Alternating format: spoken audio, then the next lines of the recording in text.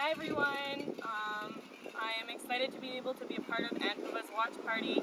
I'm going to be showing you guys a little bit about jingle dress dance and what it means to be a jingle dress dancer and be a part of the circle. I'm going to introduce myself in the language first, and then I'll talk to you guys a little bit more.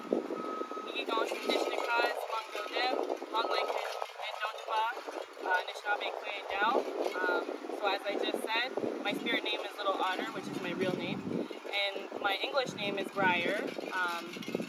I'm born and raised in Toronto, but I have family ties. My reserve is Long Lake First Nation, which is northwestern Ontario.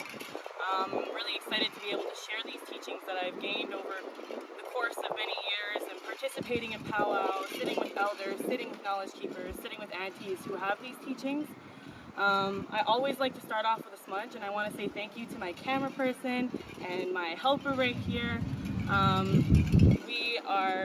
This is just what I do prior to dance, every single time I dance.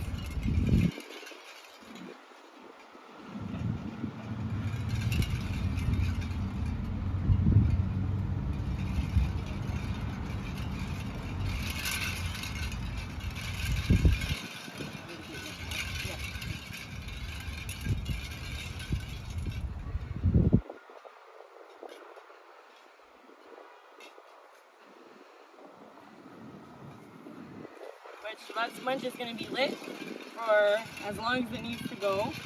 And so first and foremost, I would like to thank ANDPVA, of course, for creating space for Indigenous artists, knowledge keepers to share everything that they have learned throughout the years, and skills that we've acquired as Indigenous peoples, because not many of these things are done.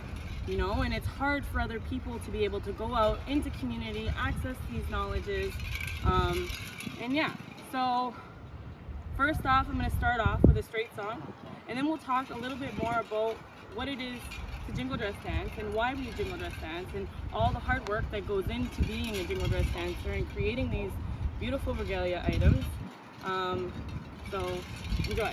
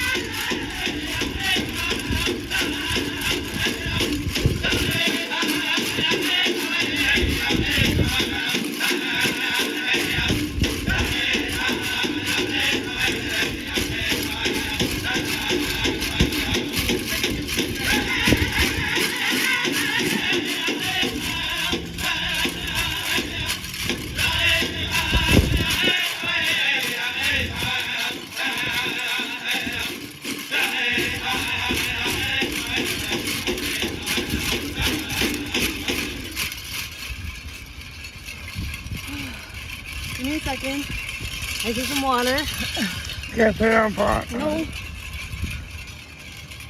it run.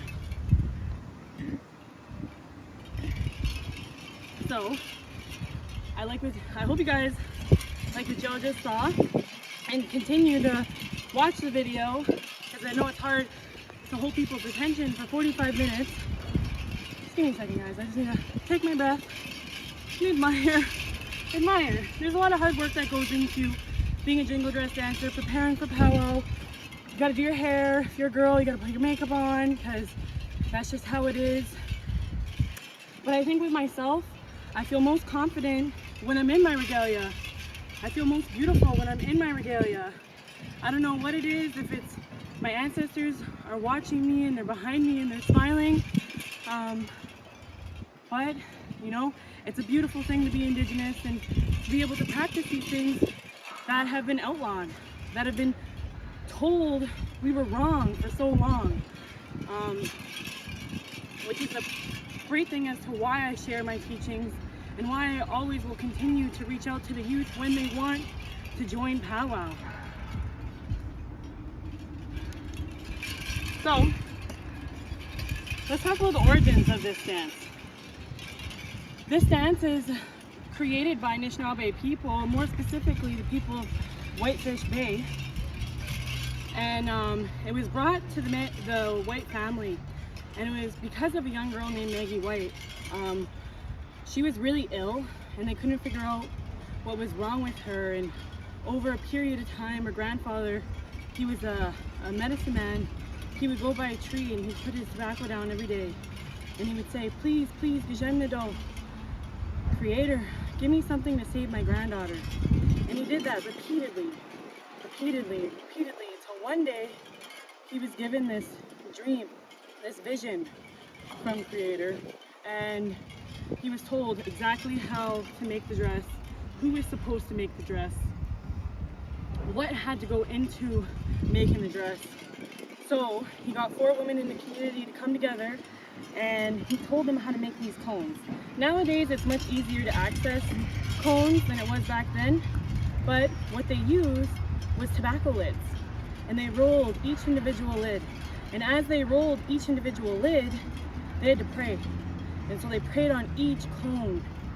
And when you look at a traditional jingle dress dancer's regalia, they should have 365 cones, one to signify each day of the year.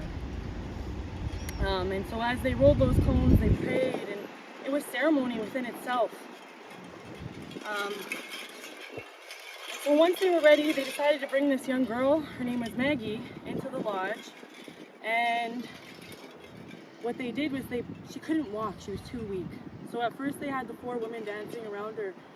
And as they went around, traditionally it was just a side step, which is what we will get into next. It was a side step, but so they had brought this young girl into the circle. She was so weak she couldn't walk. And what they did was they called upon the thunder beings to come in and start healing. And that's why you'll hear that. And it kind of sounds like rain. So we're calling on the thunder being to come into this space and to provide that. So they got this little girl up, and she was in her dress. And as she went along, she was really weak, so they had to not carry her, but they had to help her walk. So she's very weak. And as she's going around and she's dancing that sacred song, she started to get a little bit more strength, so she started to walk. And as too long, it started to feel a little bit better. It started to feel a little bit of stuff. And by the end of that song, she was dancing. And that's why we call this dress the healing dance. And it's grown so big in comparison. It's also a healing dance. But she got so big in the powwow community that it started to get passed on and continued to pass on to other tribes and other communities. And it is what it is today. And so now we have contemporary dancers, which is what you'll see me as. And they'll have the fans, the beautiful feathers in their hair, the beautiful, beautiful beadwork, leggings, moccasins.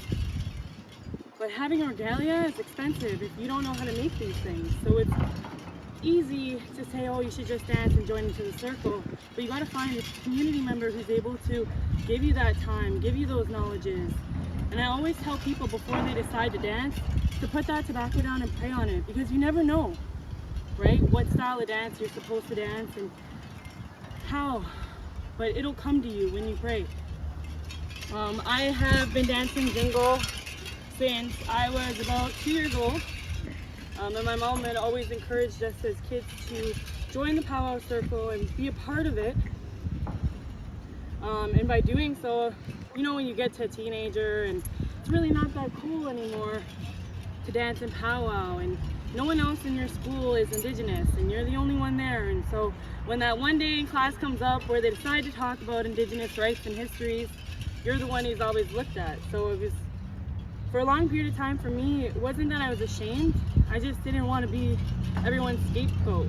So I didn't pick up that dress for a long time until I was about 15 or 16 years old is when I decided, okay, like I have these teachings, why am I not putting them to good use? And that dress, it called me again, and I was able to join in and participate. And now I like to share those teachings that I have learned and been a part of for the past 23 years of my life. So with that being said, we are going to get into our next song, which is a side step. I would like to get some water first before we start, because this one is always the one that kills me.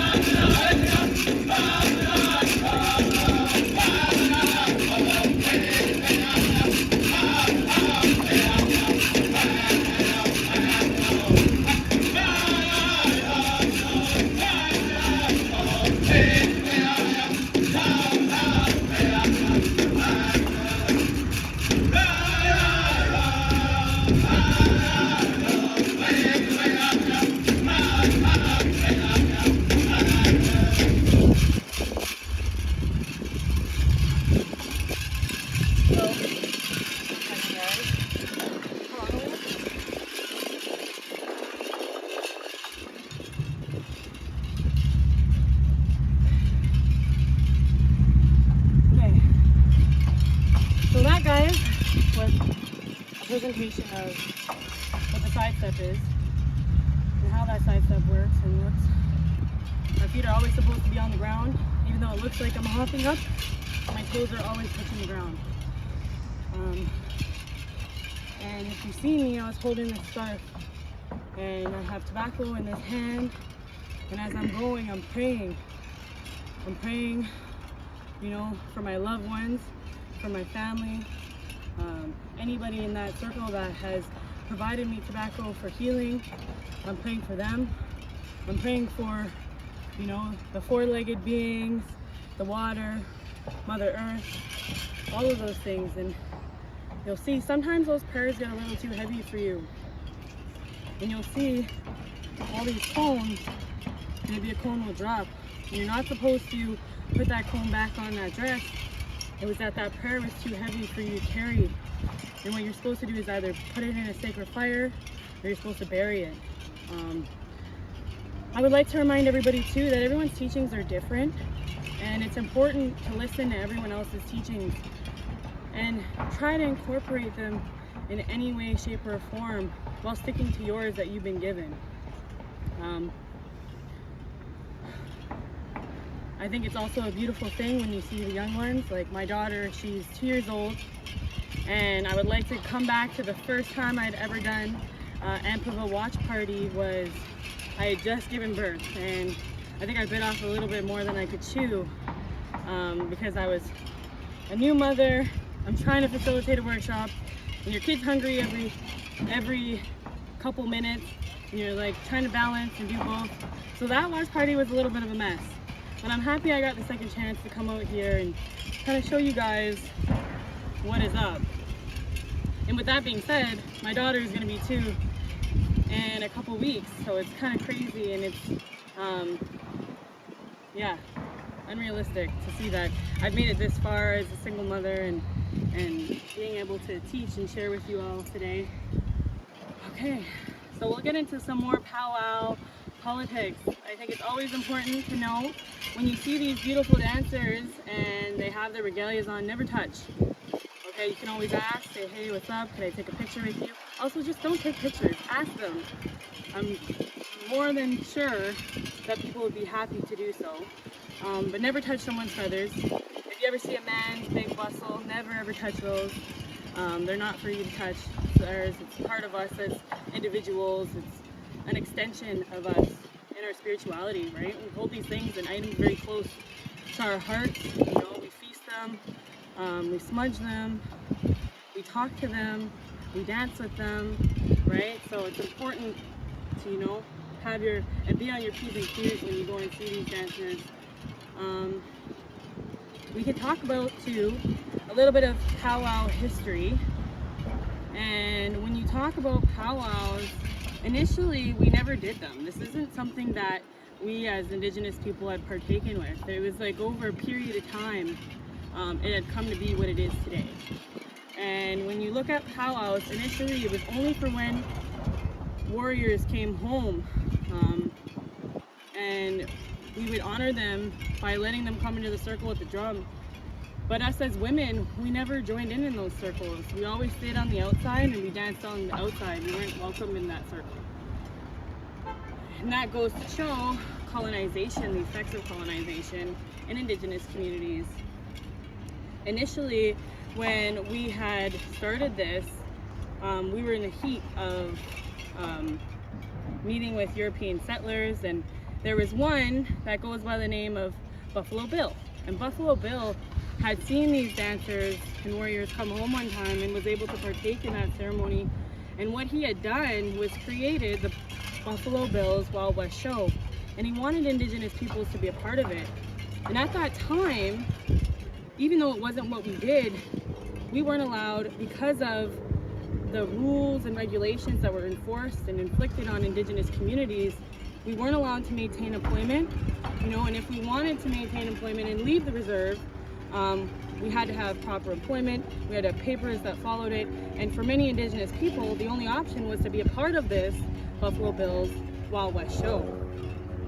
And when you look at men's fancy dancers specifically, it started from men's traditional dance. And what he had said to them, so they would all be competing to get this spot and to be employed with Buffalo Bill so they could travel, they could do things, they could see things and be a part of something else than just being on the reserve. What he had said to them was, okay, dance. And so they would dance and they would all fight each other and go against each other. And then it turned into, okay, dance harder. And be more elaborate with your moves. Because traditionally men, they just did a little, right? And so he kept telling them, dance harder, dance harder. And so the men eventually had come to this new style, and there was one guy and he was flailing his arms, he was jumping, he was doing crazy tricks, and he was going hard. And so that's how men's fancy dance had started out, and he was able to travel, right? And so this is where he decided to take in women, and he said, okay, women, you're gonna dance and be a part of this.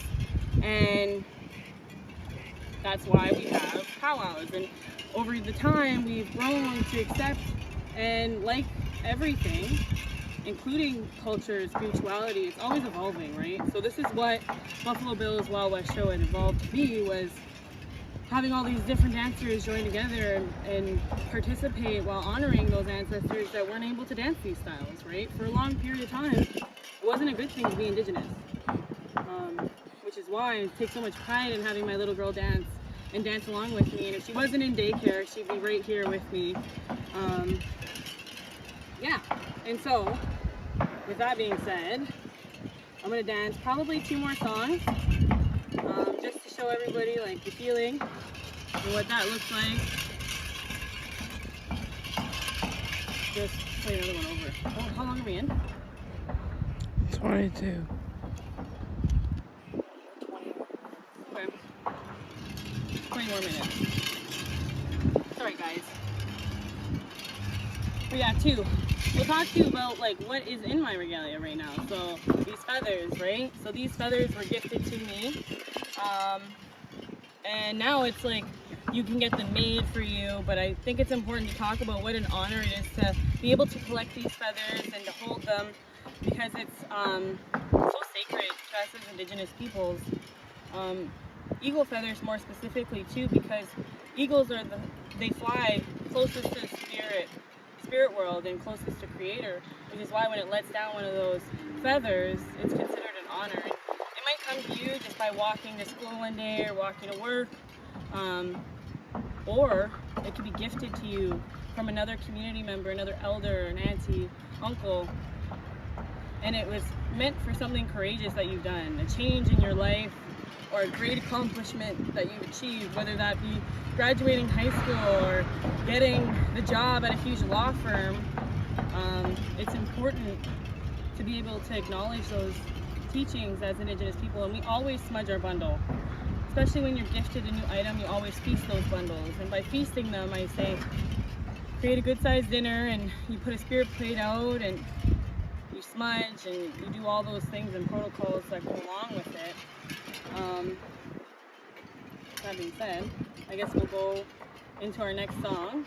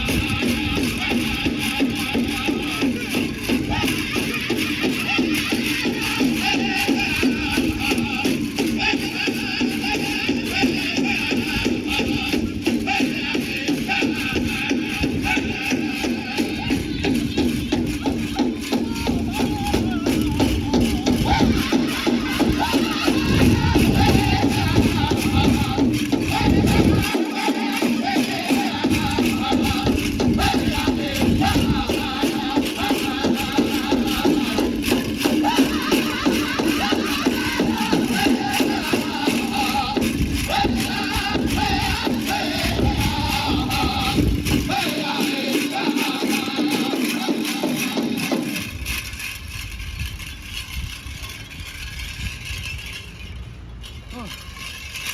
Sorry guys, gotta keep getting water. It takes a lot of energy to do this and to maintain it.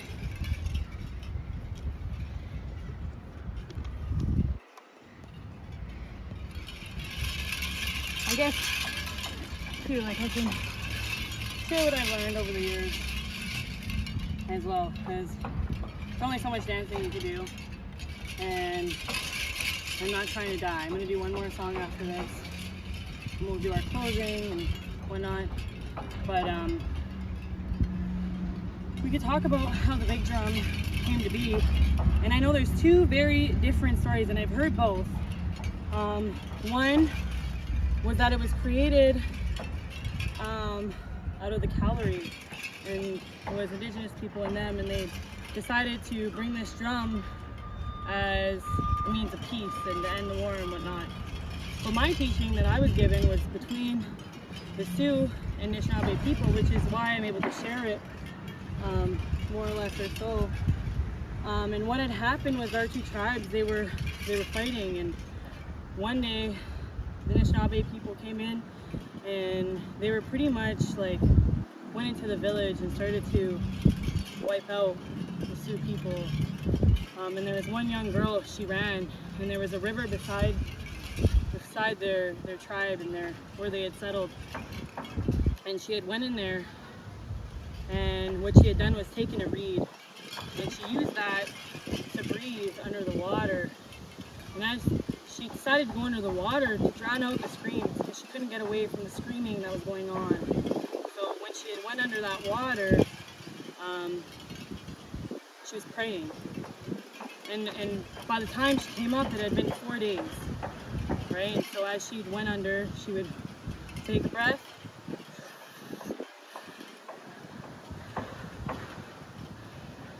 and that's how she breathed underwater for so long. And she prayed, and she prayed, and she prayed, and she said, please, please give me something to save my people. And so finally on the 4th day, when there was no more screaming, she got out of that water, and she was given this vision from Creator. And it was for the women to create this big drum and to pray. And so what she was supposed to do was to bring that drum to those warriors and tell them, this is what I was told to do, and you guys have to bring it to the Anishinaabe people. And usually, so they send their runner, right? And he would run and he would go talk to the tribe, right? But they knew never, ever, ever to mistaken or play with a child, right? So it was a child giving those teachings. And so finally there was someone from Anishinaabe people, they decided to come, and they were given the teachings of that big drum, and why it was created was to create peace. And it was handed off to Anishinaabe people to go to other tribes and share that knowledge with those tribes. And that's how the big drum came to be in Toronto. I mean, to what it is today in Toronto. All across North America, Turtle Island. I'm like, well, I don't know what to say. It's been a long time, guys.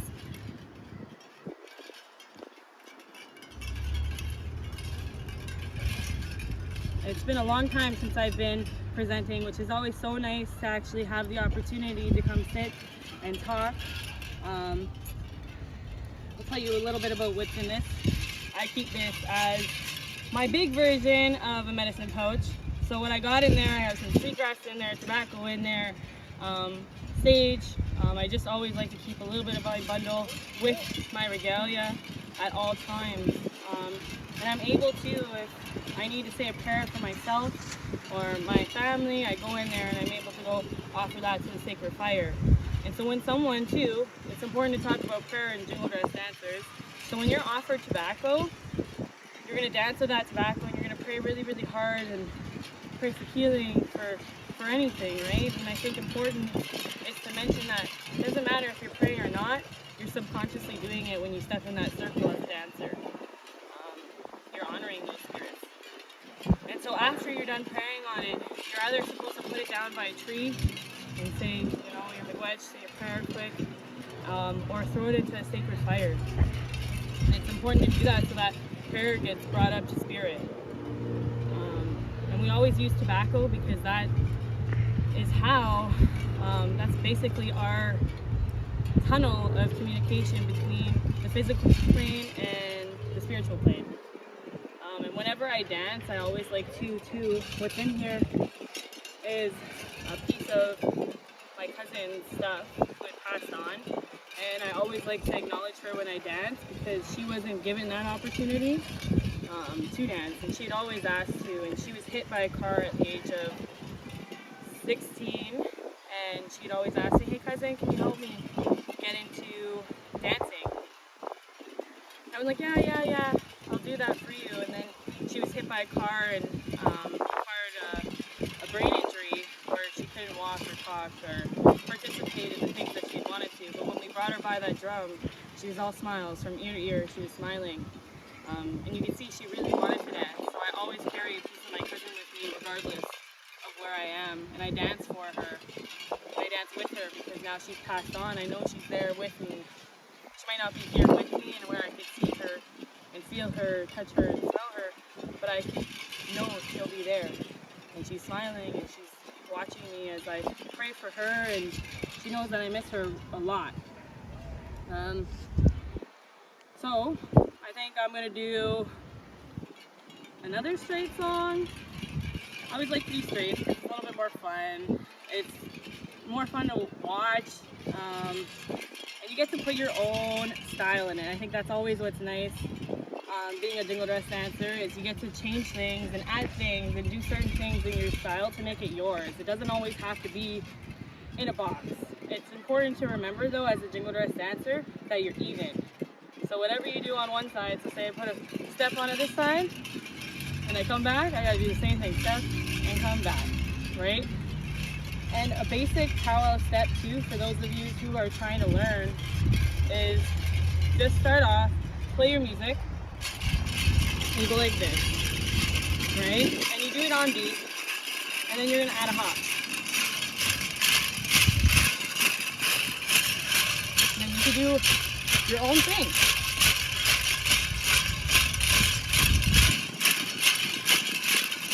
Go side to side, go back. Yeah. I always like to say, do whatever feels good to you. And no one's gonna tell you what you're doing is wrong. And if someone does, I don't wanna swear, but F them. And if you're being called to that circle, join, okay? So we're gonna do one more song. Yeah, it's gonna be the same song, but it'll be different moves. Well, somewhat different. And yeah, I hope you guys have enjoyed so far what you've seen. We're coming close to our end. And being a part of it, I hope my cameraman isn't so shaky and it's not all over the place, but it is what it is, and I enjoyed spending some time. It's always a great excuse to come out and dance. It's been calling me for a minute. I haven't been able to be a part of many of the powwows this year because I am a full-time mom and I'm a full-time worker. And every time there's a powwow, it just wasn't meant to be because I had to go do something else. So it's given me this opportunity to dance again, and it always feels good being able to dance. Yep.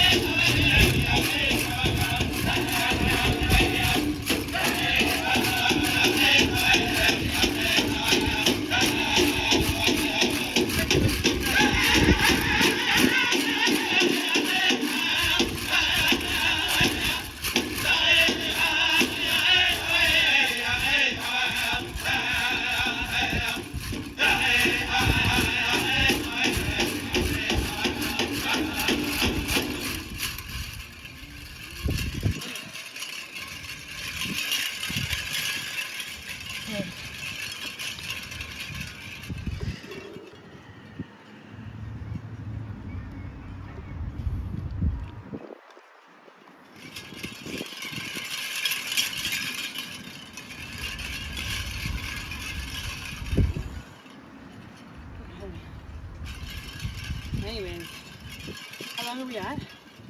39. 39 minutes. I might do one more song, I don't know guys, because it's just gonna be you guys seeing me dance, and I'm really sorry about that. But I would like to take this time to acknowledge all of you who are participating in watching this watch party and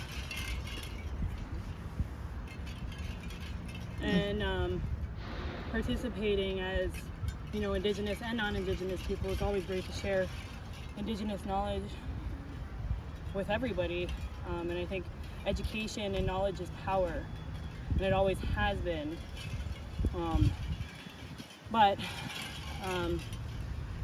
Thank you, ANDPVA. I know I'm out of breath right now. Sorry. Usually I'd ask people to join in a round dance and participate, and that's always a great way to end things off, is by doing a round dance and sharing all that kind of information. And just the beauty of a round dance in itself, it just makes people come together and show who we are as Anishinaabe people. It doesn't matter who you are in that circle. If you're part of the Indigenous community or not, you're allowed and you're welcome to be a part of these things and part of powwow. And we invite you all to be a part of these things, because that's how we break down barriers for non-Indigenous and Indigenous people. I would like to end off and send people with a good feeling, and knowing that I prayed for all of you who are watching, and I prayed that all of us are in good health, and you know, and thank Mother Earth for the food that we have, the water that we drink, for all of those young people who are carrying on these traditions and being dancers and participating in powwow. I prayed for all of our elderly people, and you know, we made it through COVID, guys. I think that's super important, and I hope that ANDPVA continues to do these watch parties, because like I said earlier, you're able to reach audiences who are unable to participate. So those who are bedridden or stuck at home all the time and unable to physically participate, we're able to create space for us to have an ongoing conversation about what it is to be Indigenous, and to share our crafts, and to share our teachings. So yeah, I'm gonna go put my tobacco down and say Gitchi Miigwech. My name is Briar Perrier once again, and you're watching ANDPVA's Watch Party. Thank you. Take care, y'all.